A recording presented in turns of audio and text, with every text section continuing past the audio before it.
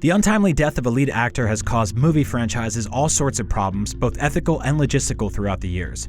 As Star Wars faces this very issue following the passing of Carrie Fisher, who played the iconic princess and later General Leia Organa, we've gathered a few more examples of how other major franchises have pivoted following the tragic loss of a leading star.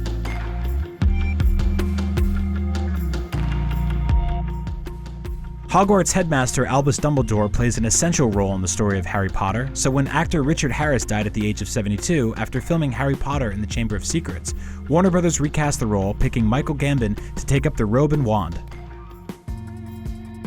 Gloria Foster starred as the Oracle, a wise and prophetic rogue computer program in The Matrix and The Matrix Reloaded, but tragically passed in 2001. The Wachowskis recast Mary Alice for the final movie in the series, The Matrix Revolutions, justifying the change with some difficult-to-understand exposition.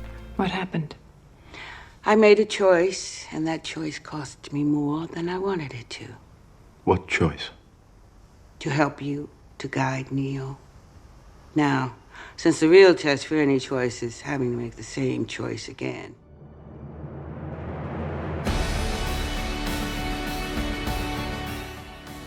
Heath Ledger tragically passed while Christopher Nolan was editing The Dark Knight after he had completed principal photography on the film as the Joker.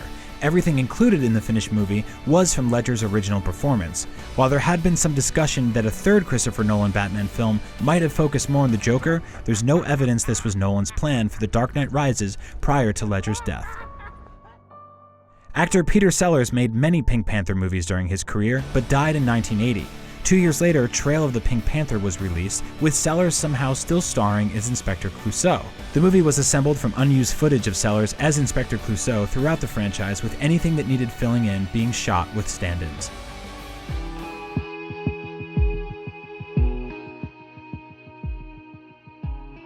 Partway through filming Furious 7, Fast and Furious star Paul Walker was killed in a car crash. Weta Digital was able to digitally recreate Walker for his character's uncompleted scenes using his two younger brothers Caleb and Cody and another stand-in, actor John Brotherton. Other scenes were created using outtakes and other older footage of Walker, which were altered to fit the context of Furious 7. Decades after his death, Peter Cushing reprised his role as Grand Moff Tarkin in both Rogue One and briefly in Revenge of the Sith.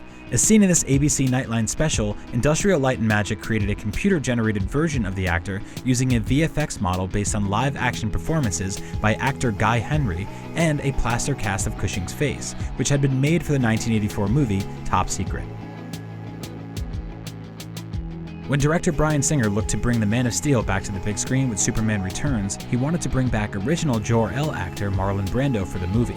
Since Brando had died 2 years before, Singer dug into old unused footage of the iconic actor, discovering scenes and shots from Richard Donner's Superman that were perfect candidates for Superman Returns. In shooting one of the Crow's Fury Manning scenes, star Brandon Lee, son of the famous Bruce Lee, was killed after an on-set accident with a prop gun. The filmmakers completed the last few scenes using body doubles and avoiding showing their faces.